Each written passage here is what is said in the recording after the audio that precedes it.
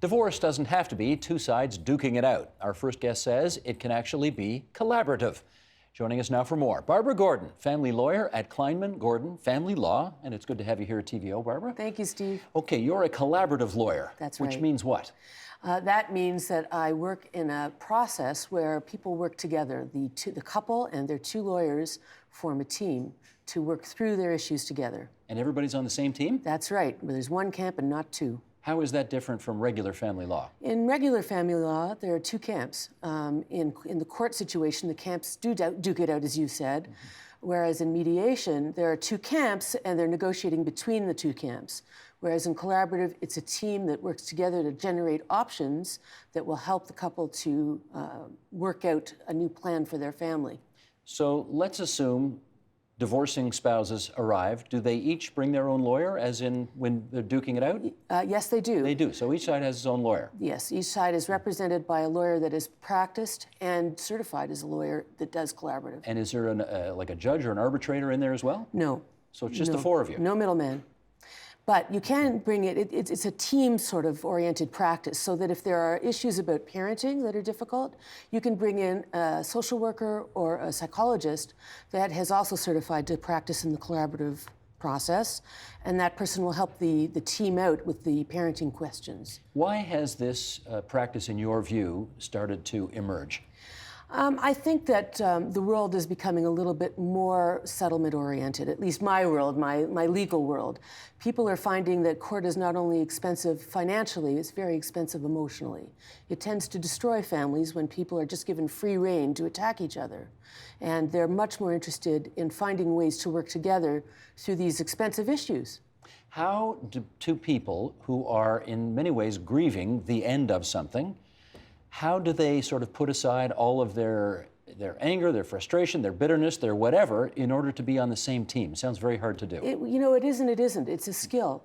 I think the more focused the family is, the two separating spouses are on their children and on what their relationship will be like after they separate and they've gone through the process, the more likely they are going to be able to work out a reasonable settlement and a fair settlement.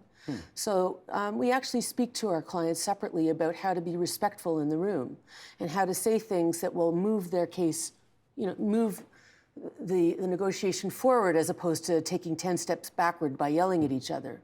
But that's not to say that they can't express their anger. If someone comes in and they're very, very upset about something the spouse has done, that will be aired out in the room. Okay, I know what a courtroom setting looks like. Yeah. But when you're doing it, when you're doing collaborative law, paint the picture. What does the room look like? How do people sit? How do they do it? It's supposed to be a very warm environment.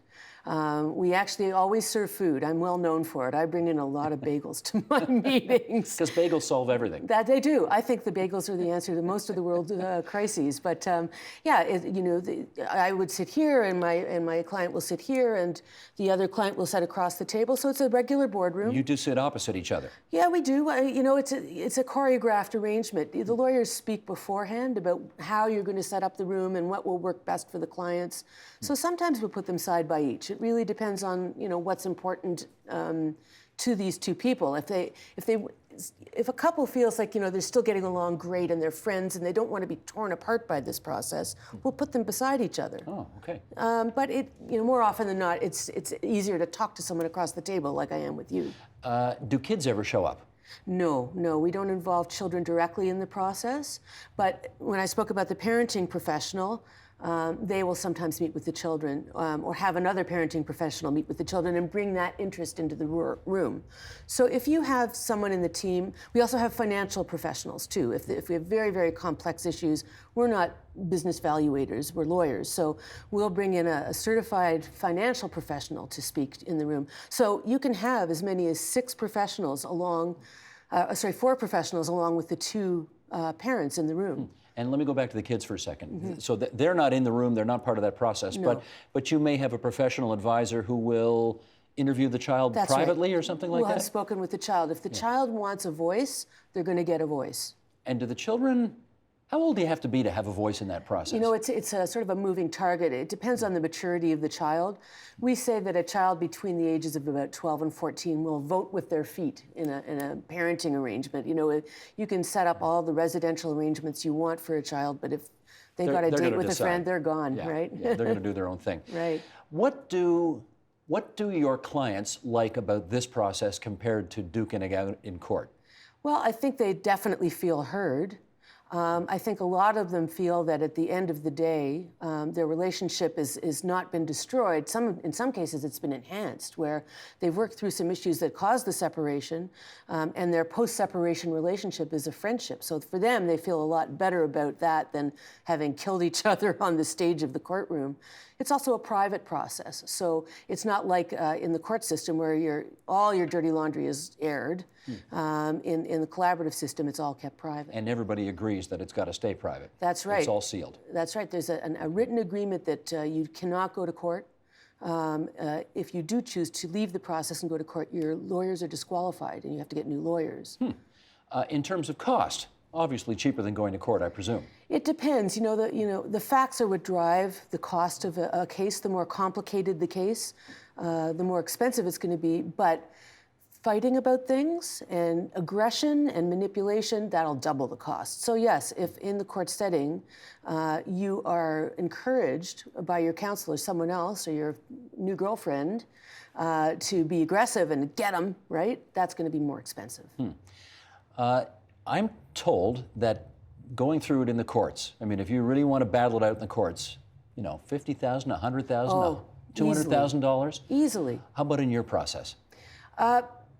The average, it's hard to cite an average. It's, anywhere between 10 and 20,000 is it's a lot average. cheaper. Oh yeah, absolutely. Now, have you ever gotten some couples in there who really wanted to give it the old college try, and you know what? They just weren't ready for it, and, it just broke up? Yes. Well, they've broken up, but, they leave the process. Well, I mean, the process. Yeah, that's right. So it's not fail-safe. It happens. To be immodest, it hasn't happened to me yet.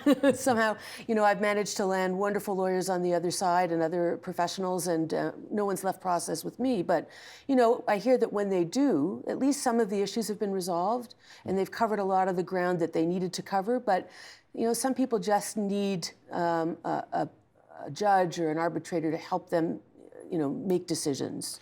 Don't take this the wrong way, but okay. From what I've heard, lawyers like to make money. And well, we got to eat. You got to eat.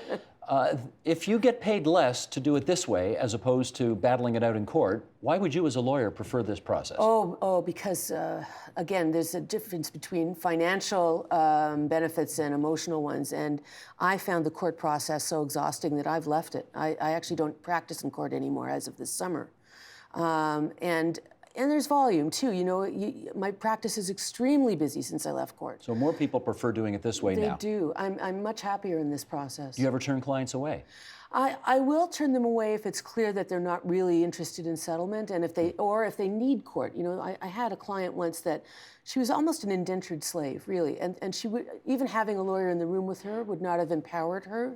She needed a judge to side with her, and she needed a lot of complicated forensics, and I really felt that she needed to go to court, so I sent her along. Got it. Barbara, thanks for the primer on this. Appreciate it. My pleasure. That's Thank you. Barbara Gordon from Kleinman Gordon Family Law. Help TVO create a better world through the power of learning. Visit supporttvo.org and make a tax-deductible donation today.